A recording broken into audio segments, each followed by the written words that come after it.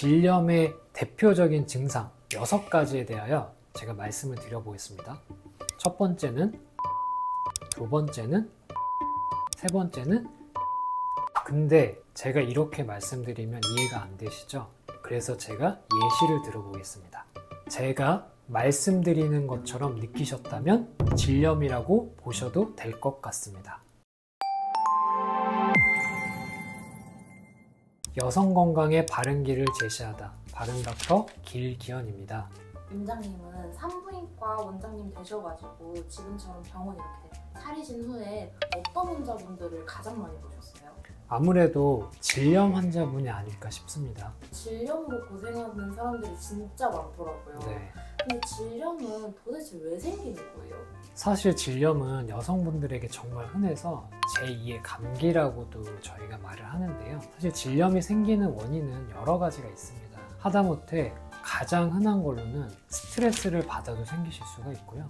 또는 무리를 하거나 잠을 못 자도 생기시는 경우도 있습니다. 또는 많이 알려진 것처럼 흔히 알려진 질염균으로 인하여 감염성 질환으로 생기실 수도 있고, 또는 꽉 끼는 옷을 입어서 통풍이 안 돼서 질내 환경이 악화돼서 생기기도 합니다. 그리고 생리대나 생리컵을 제때 갈아주지 못해서 염증이 생기기도 하고요. 이렇듯 질염은 정말 다양한 원인들로 인하여 생길 수가 있는데요. 이러한 질염은 어떤 종류가 있고 또 치료는 어떻게 하는지 자세하게 설명해 드리도록 하겠습니다.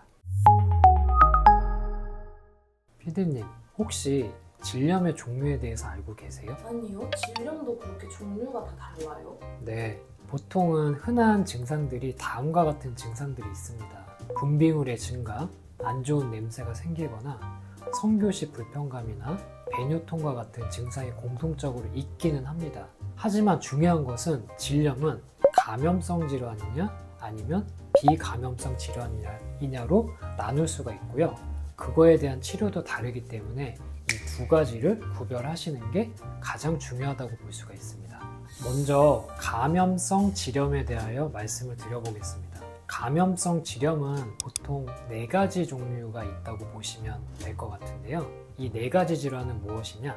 먼저 트리코모나스 질염, 클라미디아 질염, 임질균, 그 다음에 단순포진, 이렇게 4가지가 있다고 보시면 될 것 같습니다. 그리고 이러한 감염성 질염들은 성관계에 의하여 전염이 되는 질환이기 때문에 성파트너, 배우자분도 반드시 치료를 받으셔야 재발이 되지 않고 잘 치료가 된다는 사실을 명심하셨으면 좋겠습니다. 다음으로 비감염성 질염에 대하여 알아보겠습니다. 비감염성 질염은 대표적으로 세균성 질염, 칸디다성 질염, 위축성 질염, 자극성 질염으로 들 수가 있겠는데요. 이러한 질염들은 말 그대로 비감염성, 즉 면역력 저하 또는 스트레스 증가, 이러한 원인들로 인하여 질 안에 있던 정상적인 균들의 균형이 깨지게 되면서 발생하는 질염입니다. 따라서 이런 것들은 약을 먹고 충분한 휴식을 취할 때는 잘 치료가 되시기 때문에 너무 큰 걱정은 하지 않으셔도 될 것 같습니다.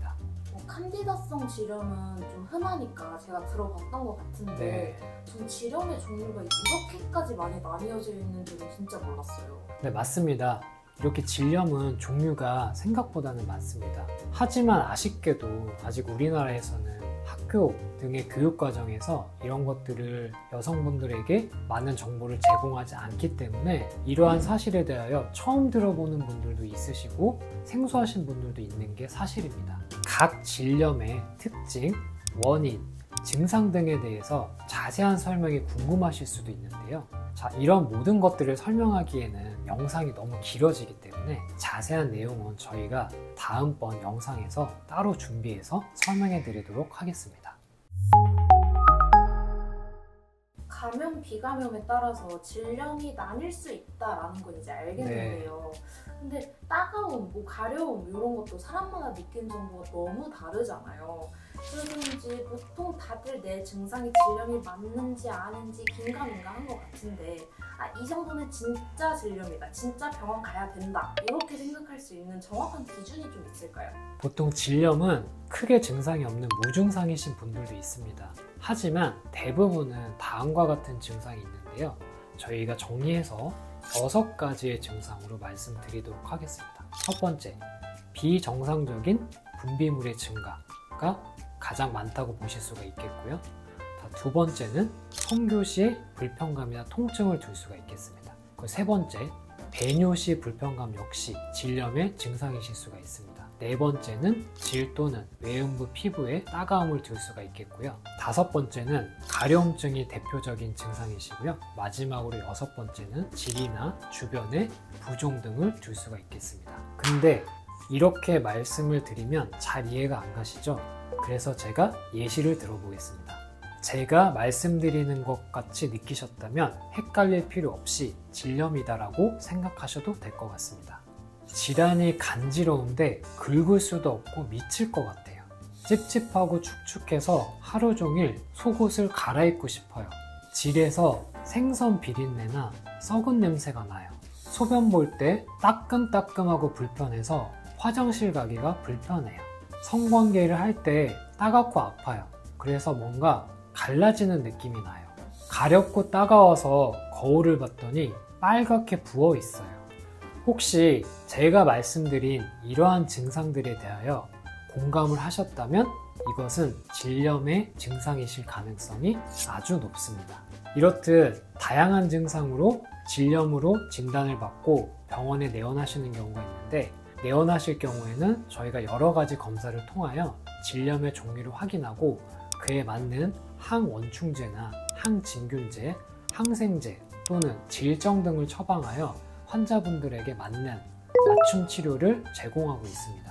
원장님, 저번에 질정 진짜 넣어봤는데 넣을 때 느낌도 이상하고 그러고 나서 소변 볼 때 질정이 이렇게 기름처럼 둥둥 뜨게 녹아나오는 것도 너무 싫었거든요. 근데 그걸 꼭 넣어야 돼요? 질정은 저희가 실제로 치료할 때 많이 처방하는 약이기도 합니다. 근데 PD님이 말씀하신 것처럼 질정은 안에 약재가 있고 겉을 싸고 있는 막이 있습니다. 그래서 말씀하신 것처럼 소변 볼 때나 아니면 일어날 때 질 밖으로 그런 기름기가 섞인 분비물이 나온다고 말씀을 하시기도 합니다.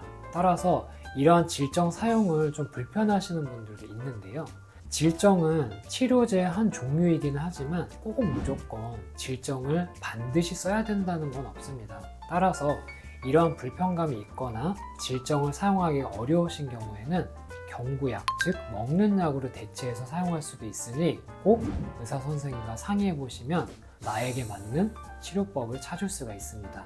그리고 환자분들께서 경구 투여하는 약을 처방받으셨을 때 꼭 기억하셔야 될 게 있습니다.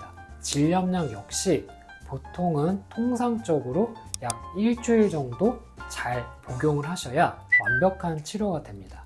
하지만 약 이틀이나 3일 정도 먹고 약을 끊게 되는 경우에는 약의 내성으로 인해서 치료도 더디고 다음번에 재발이 되실 수 있기 때문에 약을 처방받으셨다면 꼭 끝까지 정해진 양을 정해진 일수대로 정확히 복용하셔야 합니다. 원장님, 네. 그러면 질염을 예방하려면 어떻게 해야 될까요? 예방하는 방법들은 집에서도 충분히 하실 수 있는 다음과 같은 방법들이 있습니다. 첫 번째는 과도한 세정이나 세척을 안 하는 것입니다.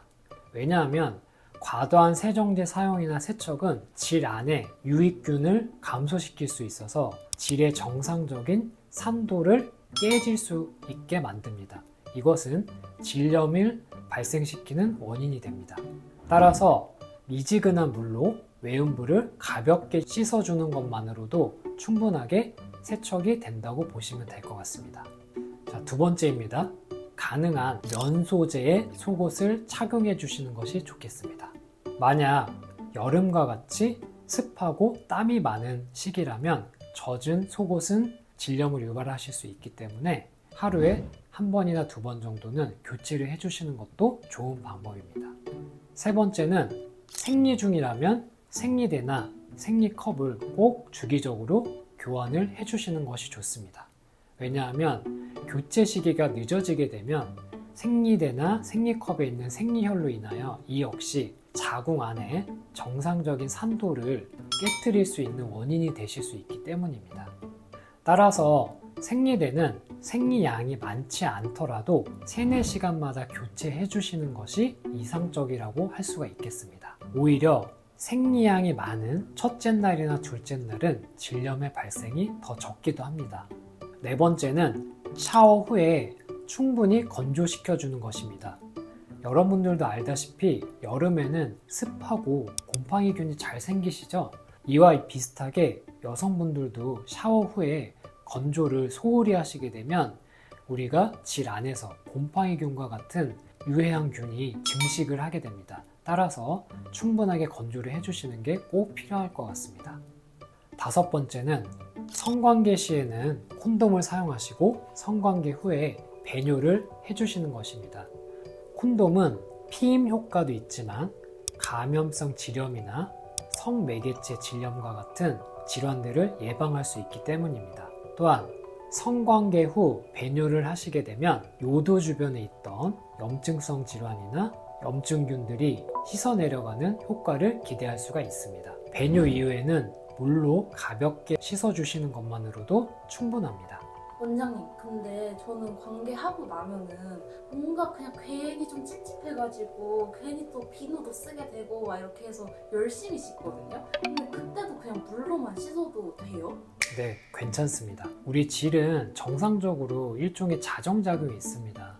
과도하게 비누로 씻는 것은 정상적인 질의 산도만 깨트릴 뿐이기 때문에 오히려 가볍게 온수 등으로 씻어주시는 것만으로도 충분하다고 할 수가 있겠습니다. 그리고 이건 번외편인데요. 간혹 항생제를 먹었는데 질염이 생겨서 오시는 분들이 있거든요. 그래서 이 부분에 대해서도 궁금해 하실 것 같습니다. 질에는 유익한 균과 유익하지 않은 균들이 항상 균형을 이루면서 유지를 하게 됩니다. 우리는 이것을 산도라고 하는데요. 일반적으로 항생제는 우리 몸에 있는 말 그대로 균들을 다 죽이죠.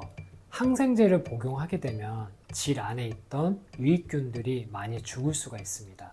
하지만 이러한 유익균들은 우리가 쉽게 구하실 수 있는 유산균 안에도 많이 포함이 되어 있는데요. 평상시에 유산균을 잘 복용하신다고 하면 질 안에서 유익한 균들이 항상 잘 보충이 되기 때문에 항생제를 드셔도 질염이 발생하시는 것을 예방하실 수가 있겠습니다. 길게 말씀드리긴 했지만 결국 질염은 과도한 세정보다는 적절한 세정과 건조하고 청결한 환경을 유지하는 것이 핵심이라고 볼 수가 있을 것 같습니다. 네, 오늘은 이렇게 질염에 대하여 원인, 종류에 대하여 여러분들과 함께 알아봤는데요. 여성의 질염은 제2의 감기라고 불릴 만큼 굉장히 흔하고 또 자주 발생하실 수 있습니다. 따라서 질염 증상이 있다고 하셔도 이것을 전혀 부끄러워하거나 혹은 내가 뭔가 감염이 돼서 꼭 문제가 생긴 건 아닐까? 라는 과도한 걱정을 하실 필요는 전혀 없으실 것 같습니다. 제가 오늘 말씀드린 증상 중에 해당되는 내용이 있다면 고통 속에서 참지 마시고 꼭 병원에 내원하셔서 적절한 치료를 받아서 고통에서 벗어나시길 바라겠습니다. 오늘 영상이 질염으로 고생하시는 많은 분들에게 도움이 되시길 바라겠습니다. 항상 여성의 건강에 바른 길을 제시하겠습니다. 감사합니다. 바른 닥터 길기현이었습니다.